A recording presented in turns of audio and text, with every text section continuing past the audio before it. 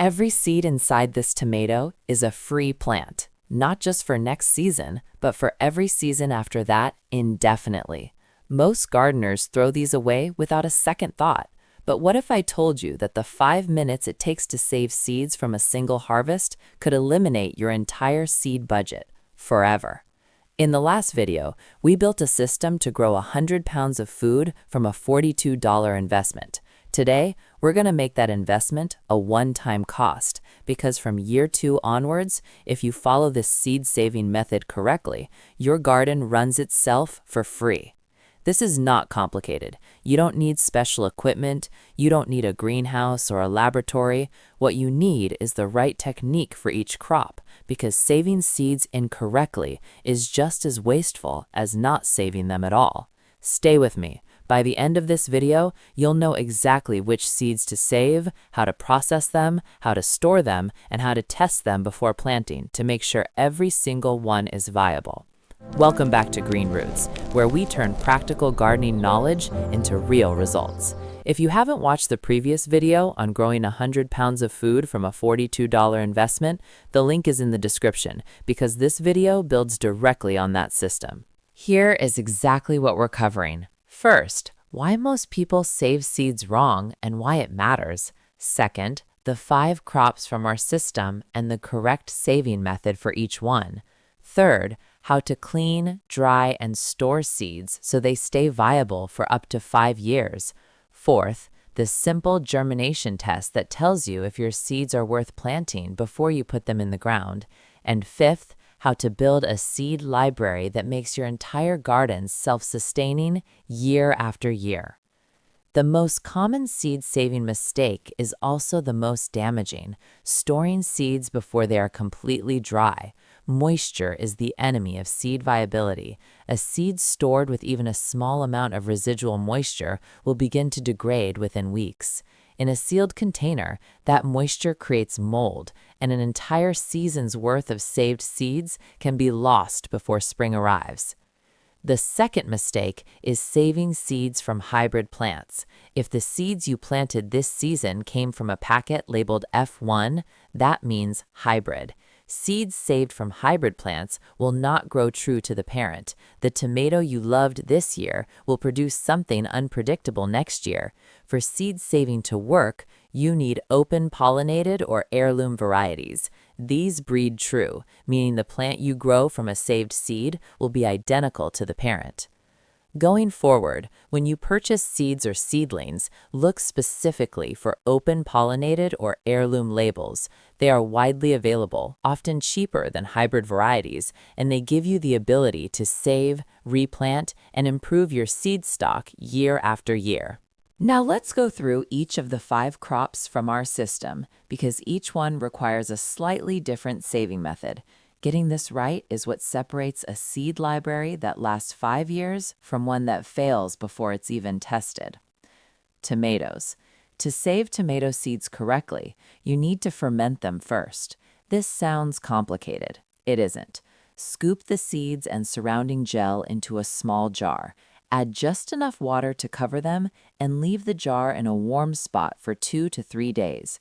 During this time, the fermentation process breaks down the gel coating around each seed, a coating that actually inhibits germination if left intact.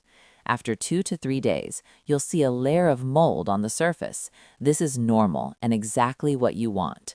The viable seeds will have sunk to the bottom. Pour off the water, mold, and any floating seeds. Those are not viable. Rinse the remaining seeds in a fine mesh strainer under cold water, then spread them on a ceramic plate or glass surface to dry. Never use paper towels. Seeds stick to them. Once fully dry, which takes 7 to 14 days, they should snap cleanly when bent, not bend or flex. Store them in a labeled paper envelope inside a sealed glass jar. Label with the variety name and the year saved. Potatoes. Potatoes are the simplest crop to save from because you don't save seeds, you save the tubers themselves. At harvest, select the healthiest, largest potatoes from your best performing plants. Set them aside in a cool, dark, well-ventilated space for 2 to 3 weeks. This process is called curing. It toughens the skin and dramatically extends storage life. Store cured seed potatoes at 38 to 45 degrees Fahrenheit. A cool basement, garage, or root cellar works perfectly. Never store them in the refrigerator. Before planting in spring, allow them to chit, meaning leave them in indirect light for 2 to 3 weeks until they develop short, stubby sprouts. Chitted seed potatoes establish faster and produce heavier yields than unchitted ones. Pole beans. Bean seeds are the easiest of all 5 crops to save. Simply leave your best pods on the plant past the normal eating stage. Let them dry completely on the vine until the pod is brown, papery, and you can hear the seeds rattling inside. Then pick them, shell them, and spread the seeds on a flat surface indoors for 2 more weeks to ensure complete drying. One important note: if rain is forecast before your pods have fully dried, bring the entire plant indoors or cut the pods and finish drying them inside. Wet pods at this stage will cause the seeds to mold before they've cured. Zucchini. To save zucchini seeds, you need to let one fruit go far beyond eating size. Leave a single zucchini on the plant until it is enormous. We're talking 12 to 18 inches long and completely yellow or orange in color.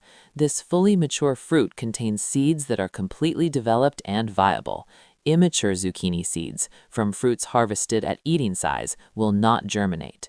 Cut the mature zucchini open, scoop out the seed cavity, and separate the seeds from the pulp in a bowl of water. The viable seeds will sink. Rinse them thoroughly, then spread on a ceramic surface to dry for 2 to 3 weeks. Test for dryness the same way as tomatoes. They should snap cleanly, not flex. Cut and come again greens. To save seeds from lettuce, spinach, or kale, you need to let one plant bolt. Bolting means allowing the plant to flower and go to seed, which most gardeners try to prevent during the eating season, but for seed saving, it's exactly what you want. Select your healthiest, most productive plant, and stop harvesting from it. Let it grow tall, flower, and form seed heads. Once the seed heads are dry and beginning to shatter, meaning seeds are falling on their own, cut the entire stalk and place it upside down inside a paper bag. Tie the top loosely and hang it in a warm, dry place for 1 week. The remaining seeds will fall into the bag naturally. Pour them onto a flat surface, blow gently across them to remove the light chaff, and store the heavier seeds that remain. Once your seeds are saved and dried, storage is what determines how long they remain viable. Done correctly, most vegetable seeds stay viable for 3 to 5 years. Done incorrectly, they may not even survive until spring. Step 1. Use paper envelopes, not plastic bags. Paper allows any residual moisture to continue escaping. Plastic traps it. Write the crop name, variety, and year saved clearly on the front of each envelope. Step 2. Place all your labeled envelopes inside an airtight glass jar with 1 or 2 silica gel packets. Silica gel absorbs any atmospheric moisture inside the jar, keeping your seeds in a stable, dry environment. You can reuse the same silica packets year after year. Just dry them in the oven at 250 degrees Fahrenheit for 1 hour to reactivate them. Step 3. Store your sealed jar in a cool, dark location.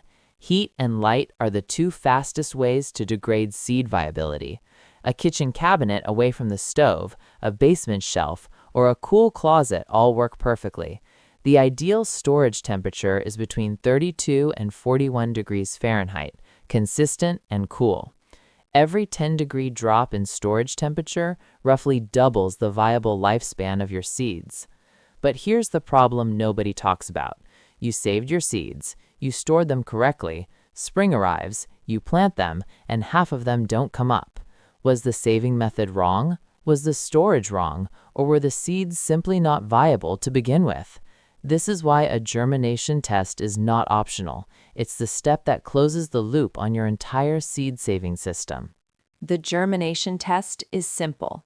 Take exactly 10 seeds from any batch you plan to plant. Place them spaced apart on a damp paper towel. Fold the towel over the seeds, slide it into a Ziploc bag, and place it somewhere consistently warm. The top of a refrigerator works well, or near a warm appliance. The target temperature is between 65 and 75 degrees Fahrenheit. Check the towel daily. Count how many seeds have sprouted after the expected germination window for that crop.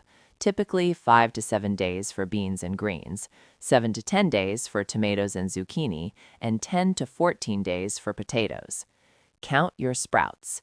If 8 out of 10 seeds germinated, your germination rate is 80%. Excellent. Plant at normal spacing. If 5 to 7 germinated, your rate is 50 to 70%. Still usable, but plant more densely to compensate for the gaps. If fewer than 5 germinated, that seed batch is not reliable. Either save fresh seeds this season or source new open-pollinated seeds before planting. Once you have one successful season of seed saving behind you, you're no longer a gardener who buys seeds. You're a gardener who produces seeds, and that shift changes everything about how you plan and expand your garden. Keep a simple seed journal. For each batch of seeds, record 4 things: the crop name and variety, the year they were saved, the germination rate from your most recent test, and any observations about the parent plant. Did it produce heavily, resist disease, have exceptional flavor? Over time, this journal becomes a record of your best performing genetics, and you select seeds specifically from those plants each season. This is one of the most underappreciated aspects of seed saving: genetic adaptation. Each generation of seeds saved from your specific garden is slightly better adapted to your specific soil, your specific climate, and your specific growing conditions than the generation before it. By year 3 or 4, your saved seeds will often outperform commercially purchased seeds in your own garden because they have been quietly selecting for survival in your exact environment. Start with the 5 crops from our system. Save seeds from each one this season. Test them in late winter. Plant the ones that pass. By year 2, your seed cost is 0. By year 3, you'll have more seeds than you can plant, and you can begin trading or gifting surplus seeds to other gardeners in your community. This is the part of gardening that nobody sells you, because once you learn it, you stop buying. Every tomato, every bean, every zucchini in your garden from year 2 onwards is producing the seeds for the season after that. The system feeds itself. Let's recap. Only save seeds from open-pollinated or heirloom varieties, never from F1 hybrids. Use the correct method for each crop: fermentation for tomatoes, vine drying for beans, full maturity for zucchini, bolting for greens, and curing for potatoes. Dry every seed completely before storage. They should snap, not flex. Store in paper envelopes inside airtight glass jars with silica gel, kept in a cool, dark location. Test germination with 10 seeds on a damp paper towel before every planting season, and keep a seed journal to track your best performing varieties year over year. Do this once, do it correctly, and from year 2, your garden costs you nothing but time. If this gave you something useful, hit subscribe. We post a new guide every week. The next video covers the block planting layout in detail, how to map your exact growing space, which crops to place where, and how to rotate them each season to keep your soil healthy without any added fertilizer. It's on your screen right now. I'll see you there.